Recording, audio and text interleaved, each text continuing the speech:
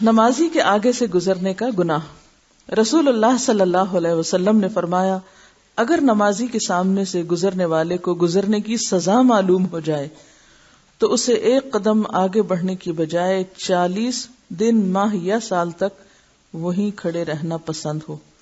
یعنی لفظ 40 آتا ہے، یہ نہیں پتا کہ اس سے مراد مہینے ہیں یا سال ہے یا دن ہے۔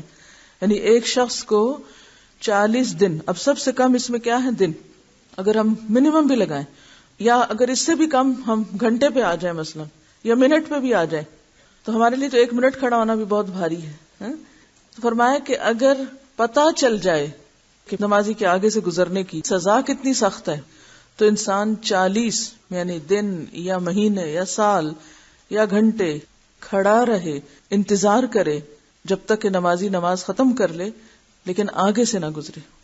یعنی اتنی شدید ہے یہ چیز، کوئی معمولی بات نہیں ہے کہ انسان اسے نظر انداز کر دے اور اس کی حرمت کو پامال کر دے۔ اب اس سے آپ دیکھیے کہ ایک طرف ہمیں یوں لگے گا جیسے اوہ بڑی سختی ہے، نہیں، یہ سختی نہیں ہے۔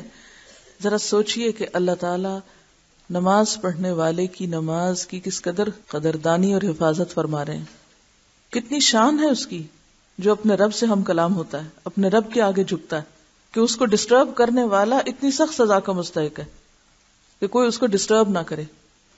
تو بعض اوقات ہم آگے سے گزر کے اور اس طرح تو ڈسٹرب نہیں کرتے، لیکن زور زور سے ٹیلی ویژن یا ریڈیو لگا کر یا پھر ہنسی مذاق اور باتیں اور شور شرابہ اور ہنگامہ اور چیخنا چلانا گھر میں کر کے دوسرے نمازی کی نماز کو ڈسٹرب کرتے ہیں، تو یہ چیز سخت ناپسندیدہ ہے۔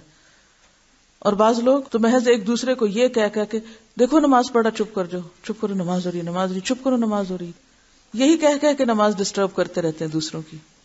ایسے تمام مواقع پر اپنی باڈی لینگویج استعمال کیجئے، اشاروں سے، ہاتھ روک کے، کسی بھی طرح۔ کبھی کسی کو خاموش کرانا ہو تو پہلے عمل سے نمونہ پیش کریں۔ کیسے؟ پہلے خود خاموش ہو۔ جو شخص خود خاموش نہیں رہنا جانتا اور محض دوسروں کو کہہ رہا ہے کہ تم خاموش ہو جاؤ، وہ خاموش کرانے کے لائق نہیں، اہل نہیں، قابل نہیں۔ تو جسے کسی کو خاموش کرانا ہے اسے خود سٹل ہو جانا چاہیے۔ دوسری بات یہ ہے کہ اگر علم کی کوئی مجلس ہو رہی ہو تو اس میں بھی اسی طرح خاموش رہنا ضروری، کیونکہ اس کا بھی احترام ہے، جس کی ایک مثال جمعے کا خطبہ ہے۔ جمعے کے خطبے کے دوران بولنا اور گفتگو کرنا اور اس میں خلل پیدا کرنا بھی سخت قابل مذمت ہے، حتیٰ کہ وہ شخص جو کسی کو کہے چپ ہو جاؤ تو وہ بھی لغو کا ارتکاب کرتا ہے، اس شخص کو بھی ناپسندیدہ قرار دیا گیا جو دوسروں کو چپ کرائے۔ یعنی کسی کو اتنی بھی بولنے کی اجازت نہیں کہ وہ دوسرے کو کہے تم چپ ہو جاؤ۔ ہاں اشارے سے کام لے سکتا ہے، دوسرے کو ہلا سکتا ہے، توجہ دلا سکتا ہے، لیکن بول نہیں سکتا۔ کیوں؟ اس لیے کہ بولنے سے سننے میں خلل آتا ہے، اور اگر بات درست نہ سنی گئی، غلط سن لی گئی تو کیا ہوگا؟ عمل ہی غلط ہو جائے گا، تو محنت ہی دوسرے کی ضائع ہو جائے گی۔ تو اس چیز پر ہم سب کو بہت توجہ کرنی چاہیے، اور اسلام کی تعلیم کے ساتھ صحیح ادب آداب بھی معلوم ہونا اسی تعلیم کا ایک حصہ ہے، کیونکہ بے ادب بے نصیب۔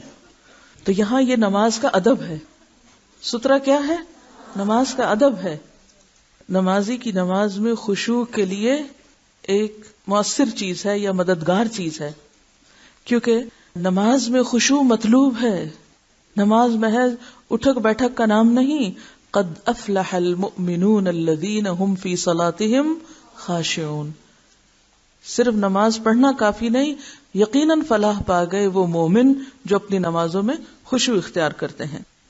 رسول اللہ صلی اللہ علیہ وسلم نے فرمایا، تم نماز ادا کرتے وقت آگے سترہ کھڑا کرو، اور اگر کوئی شخص سترے کے اندر یعنی نمازی اور سترے کے درمیان سے گزرنا چاہے تو اس کی مزاحمت کرو اور اس کو آگے سے نہ گزرنے دو، اگر وہ نہ مانے تو اس سے لڑائی کرو، بے شک وہ شیطان ہے۔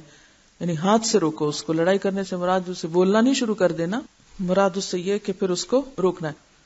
یعنی سترہ اور نمازی اگر اس کے اندر سے کوئی گزرنے لگے تو گزرنے نہ دو، ہاتھ سے روک لو اس کو، کیونکہ یہ شیطان گزر رہا ہے، یہ شیطان کا خلل تھا، یہ شیطان نے کسی کے دل میں ڈالا کہ چلو اس کے آگے سے گزر جاؤ، کیونکہ شیطان تو ہر تدبیر اور ہر ذریعہ اختیار کرتا ہے، کس کے لیے؟